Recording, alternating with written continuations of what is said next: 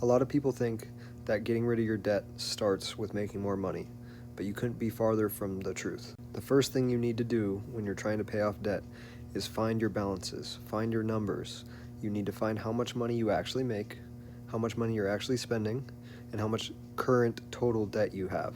You need to go past the last 30 days, 90 if you really want to, and see where every dollar went. How many subscriptions, how much you're wasting food, like on junk food, how much you're paying bills, all that stuff. How much you're paying minimums on your debt. Once you get these numbers settled out, you can pay attention to your cash flow.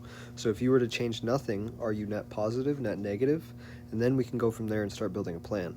Once you got your numbers in order, the second step is to try to cut costs. So we're looking at subscriptions, we're looking at how much you're eating out, we're looking at unnecessary costs, we're looking at maybe unnecessary memberships. Do you have a really expensive gym membership? Could you go to a cheaper place?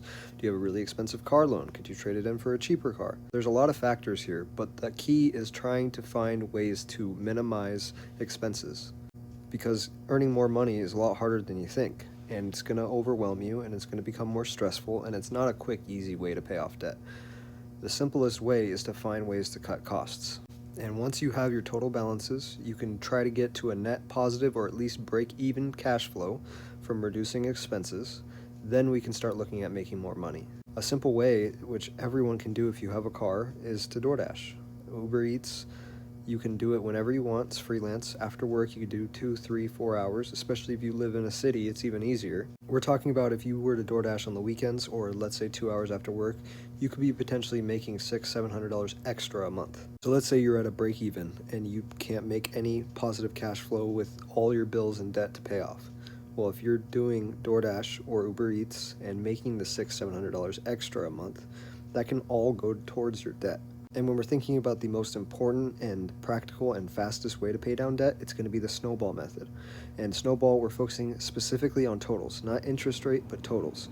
So we pay your minimums on everything else, and then you pay as aggressively as you can on the lowest and smallest amount. There's two reasons for this. One, it's going to shrink your total debt amount as quick as possible. But two, it's more rewarding. It doesn't feel like you're paying down that giant loan forever, even if it has the highest interest rate.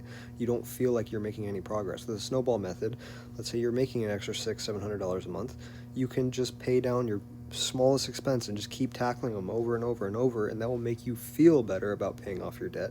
You'll feel like you're paying it off quicker, and it will motivate you to keep going because you're actually seeing progress.